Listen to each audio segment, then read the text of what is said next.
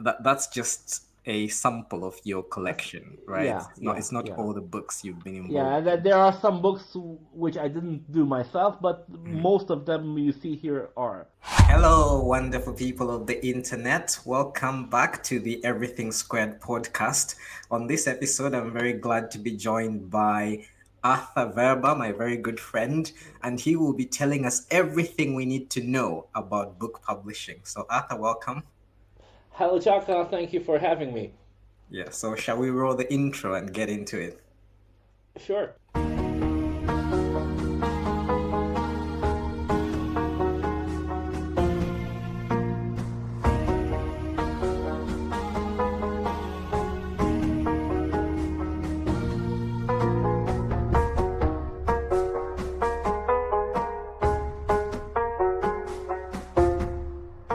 Right. So, Arthur, tell us how you got into the book publishing industry.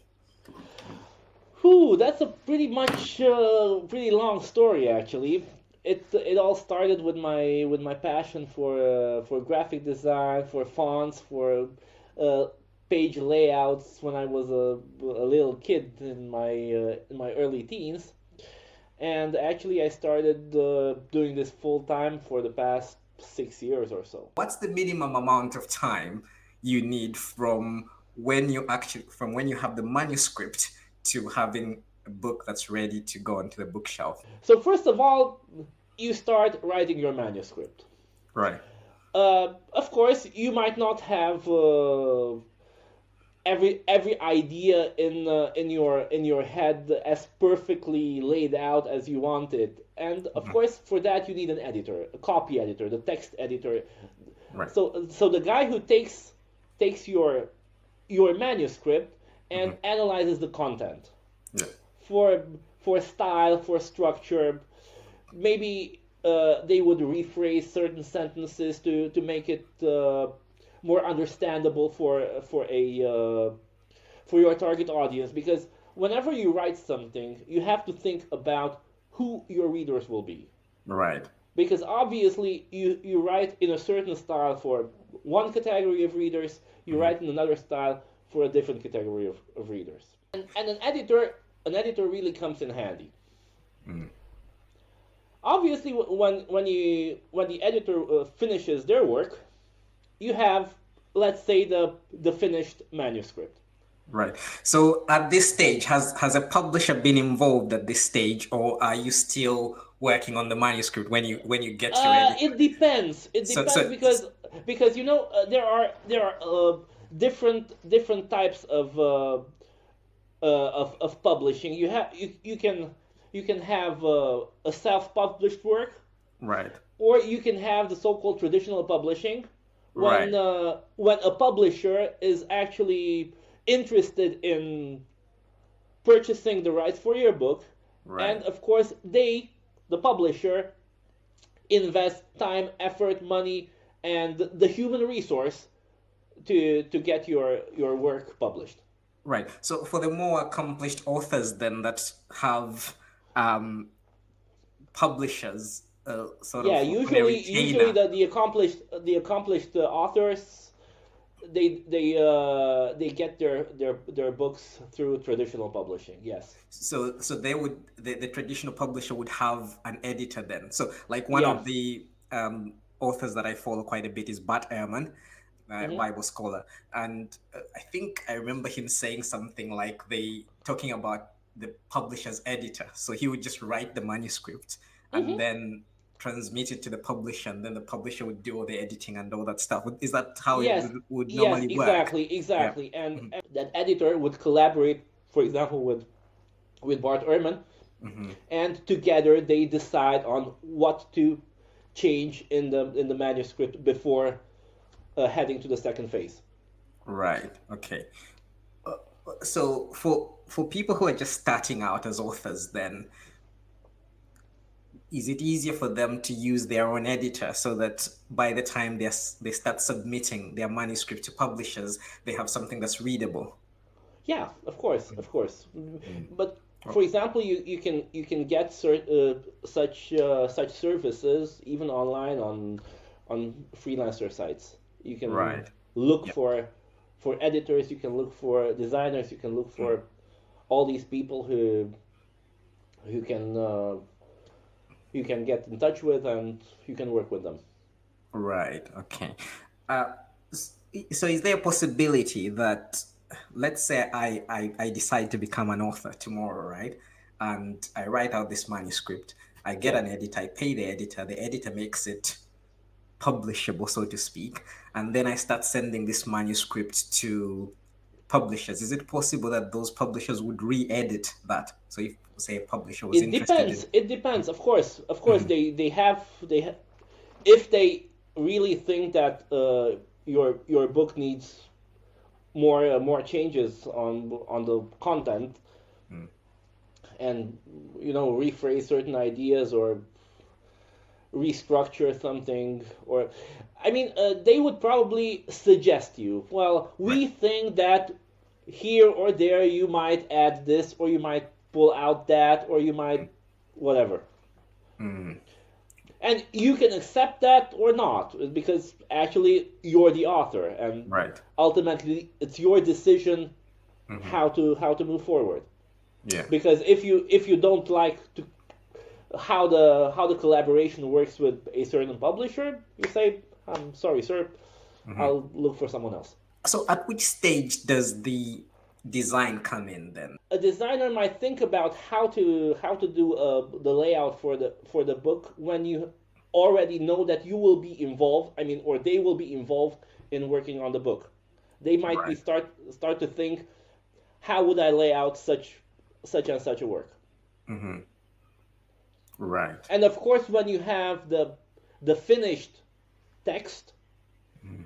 then you take that text and you lay it out. Let's talk about the difference between the self-published books and the books that are published by the established publishing houses like Yeah, HarperCollins and so on. exactly. Yeah, yeah. Yeah. What would you say is the fundamental difference between The those two fundamental types? difference is who finances the publishing. Right. Hmm. That's in my opinion that's the main difference between self-publishing and traditional publishing. Mm. In self-publishing, and even established publishers might offer self-publishing services. I mean, they might provide you with an ISBN or everything, and they might have their own printery, and you can print as many copies or as few copies as you wish in Hmm. house. They might not be involved with marketing your publication, Mm. or they might do, because usually if and uh, very important, with traditional publishing, usually the author cedes the right, the copyright, the intellectual property right to the publisher, Right. and they receive loyalties based on the sales. Right. So the author does not have to pay anything up front. Hmm. They they sell their manuscript to the traditional publisher. Yeah. The publisher purchases that manuscript, Right. purchases the rights to to publish the book, Hmm. and pays royalties according to the terms of the agreement, the publishing agreement they sign with the author, certain percent of the sales. Mm. And usually there is some kind of advance, isn't there? Like an author would be paid a certain amount of money in advance, sometimes even Yes, before they start writing the book. well, not before they start writing. It's usually this happens if the author is already a recognized public person who is known for how well they write. Hmm. I mean, for example, when a publisher might contact the author, hey,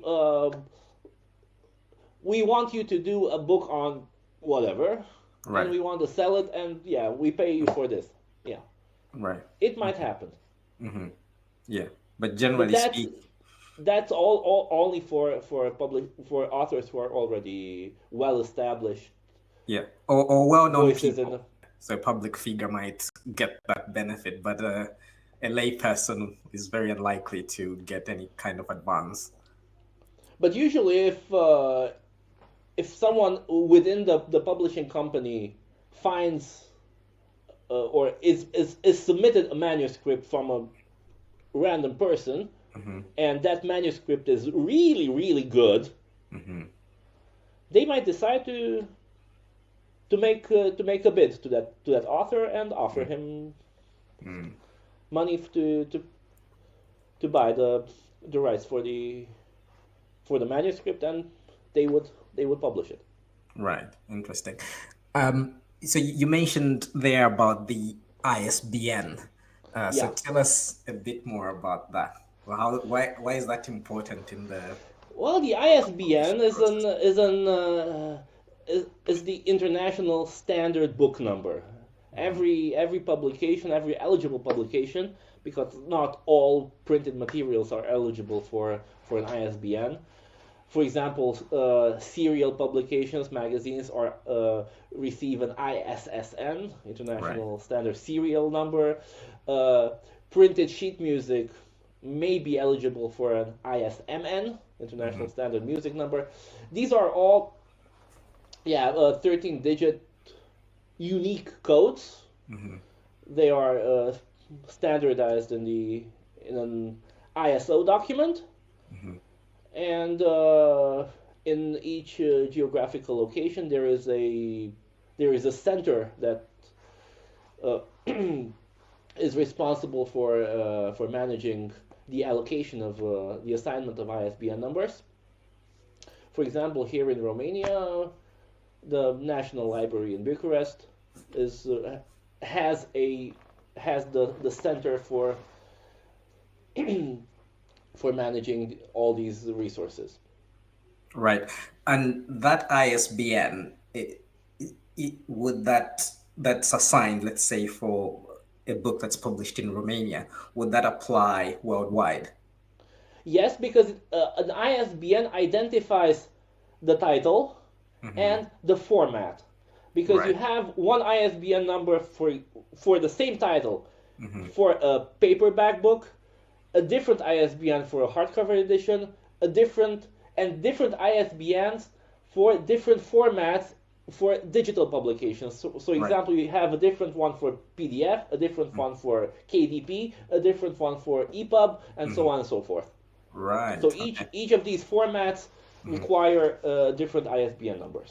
Interesting. Very, very. And in certain countries, for example, in the United States, ISBNs have to be purchased for money.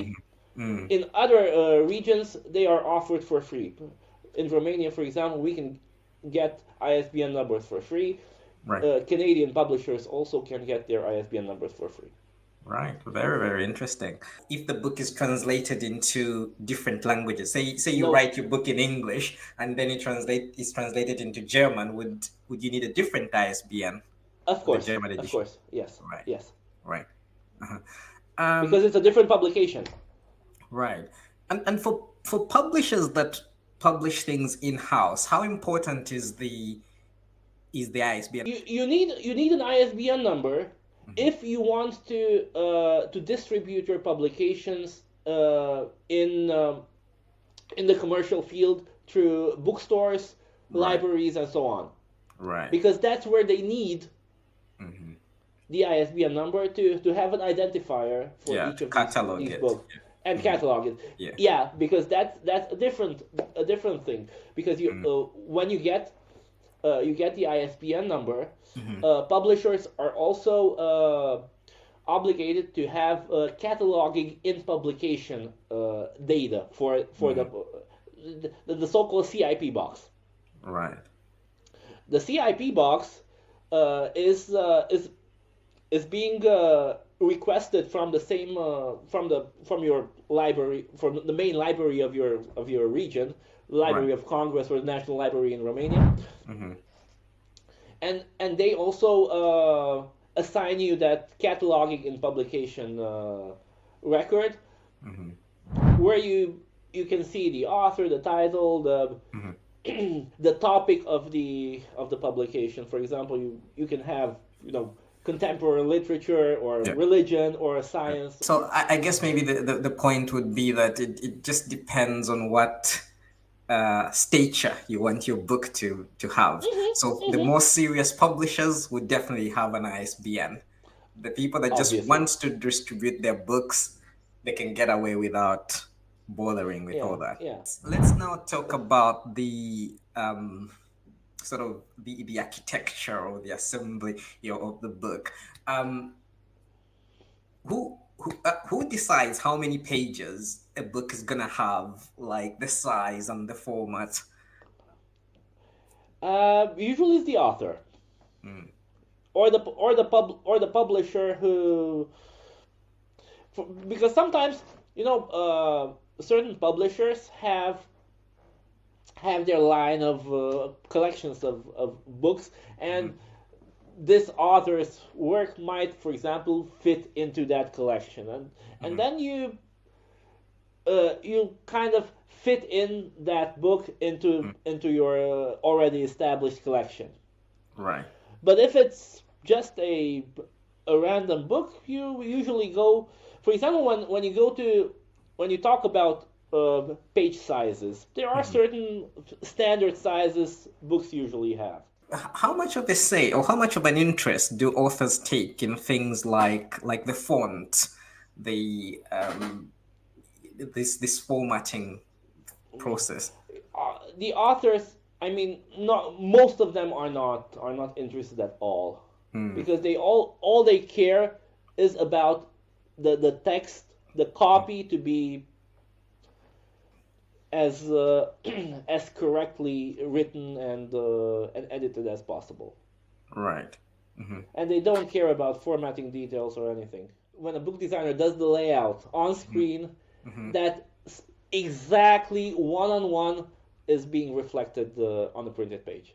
So do you get requests in terms of what they want the pages to look like, or is it purely your own ingenuity? It depends. It depends. Yeah, sometimes I have, for example, an author in Canada. She designs her books in Word Right. from page one to the last page, and I actually have to reproduce that design to make a print ready publication while using Adobe InDesign usually. Mhm. How easy is it for you to match her expectations and her original design? I'm not matching it. I'm improving it Right. And because I'm assuming she's happy with your improvements. yeah, yeah, Hmm. yeah. Obviously, Right. But obviously. but you are sticking to her general I'm sticking to a general idea, idea. but and always I'm pushing the bar much higher, because Right.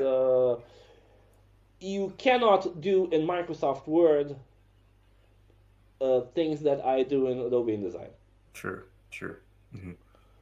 And obviously, one thing I've had a lot of trouble with is when I'm explaining colors Right. to authors, Hmm. because especially when an author is working on their full color publication in Microsoft Word, Hmm. all those colors are screen colors Hmm. or RGB, Yeah. and the color gamut. I mean the domain of colors, the possibilities of colors that you can achieve on screen is totally different to what you can achieve on a printed page using cyan, magenta, yellow, and black toners or inks. For example, those really bright greens and that turquoise cyan color on screen, you cannot have it on a printed page. Right. Very interesting. Hmm. Or this special blue. Hmm. It's almost, you cannot have this the same vivid Hmm. colors. You cannot reproduce them using the CMYK coloring process. What's the most bizarre request that you've had from an author in terms of the formatting of the publication? I've always had this principle in mind that nothing is impossible and nothing is unexpected. I mean, Right. there there might be some clients who might, well, they really know what they want, Mm-hmm. and and yeah, and I want this, I want that. Mm-hmm. Some layouts are more are more complex. Mm-hmm. For example, this client in Canada, she wrote books with aphorisms. For example, this one is it's called Hard to Reach. And Mm-hmm. and they have, see, these illustrations and all these Mm-hmm. aphorisms, and it's a bilingual book. Mm-hmm. And each of them has a specific type of formatting. So it's Right. so each sentence basically had to be formatted separately. Right. Can you imagine the amount of work that goes into such a publication? Mm-hmm. Yeah, That's yeah, I can tens imagine. of hours. How common is it for authors to want their layouts to match in different languages? Is it an industry standard, like, or No, but no. yeah. So more. It's purely a publisher's choice Mhm.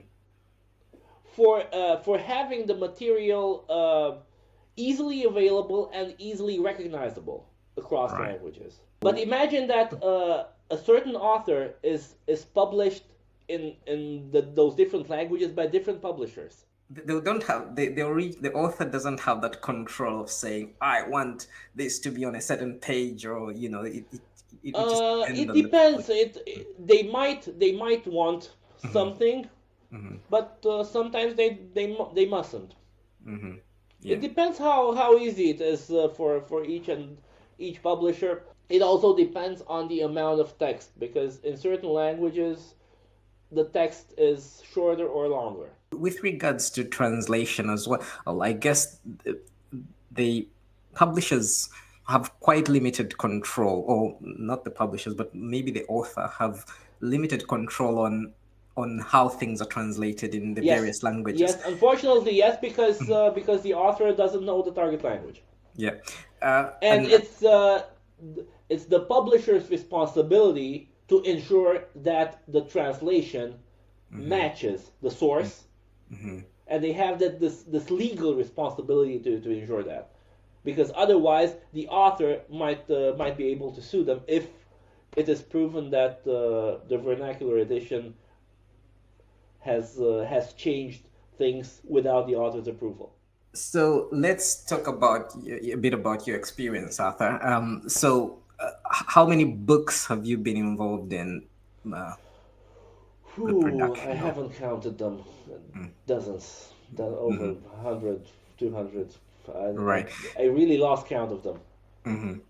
And what's the most challenging project you've been involved in? My first book was obviously the Romanian edition of Crisis of Conscience, where I did everything from translating, doing the layout, doing getting the sources, old Romanian publications. I had to reach out to certain ex-witnesses who had old publication, and scan them and include them in the Romanian edition.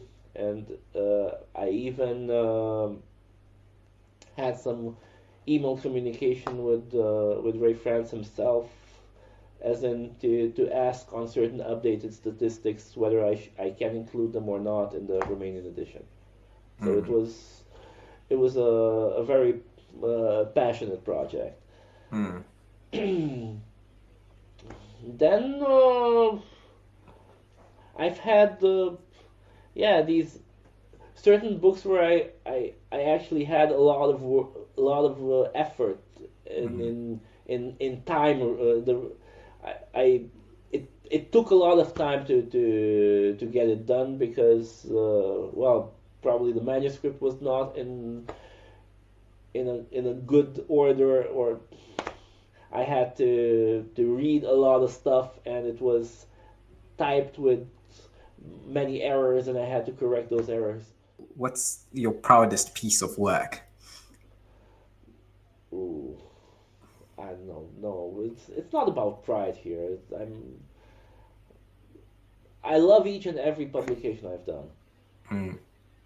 and I'm always pouring my heart into every project.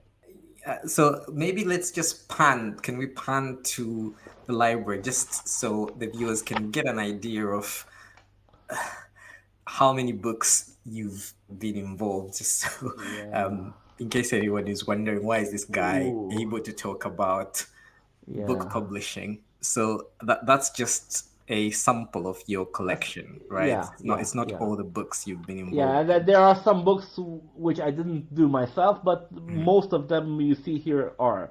Mhm. Yeah. So you can speak about the subject with Yeah. authority. We Yeah. can trust your Now we're back. expertise. Yeah, exactly.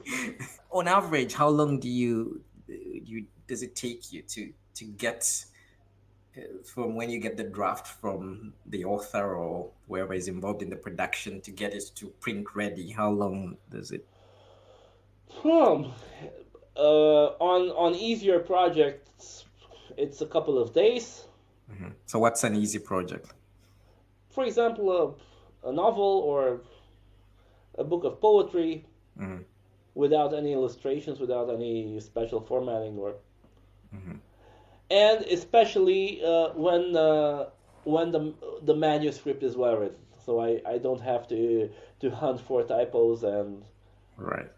Mhm. because I usually read the text, and I Mhm. do proofreading Right. per default. It's my I'm a I'm a copy Nazi, you know. All right. So you're not asked to do it. That's a freebie that you're just throwing in. Uh not necessarily freebie.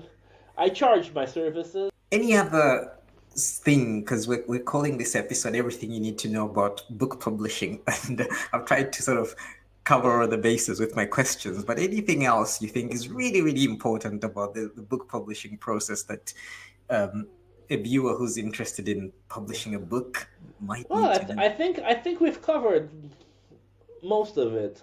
Hmm. Yeah. Anyway, Because obviously after you get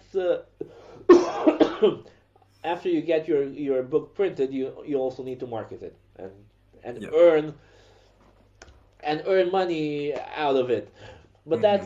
that's a different part of the story, and I'm not involved in that. Yeah. Yeah. So you know something, but you're not the expert. Exactly. Yeah. Right.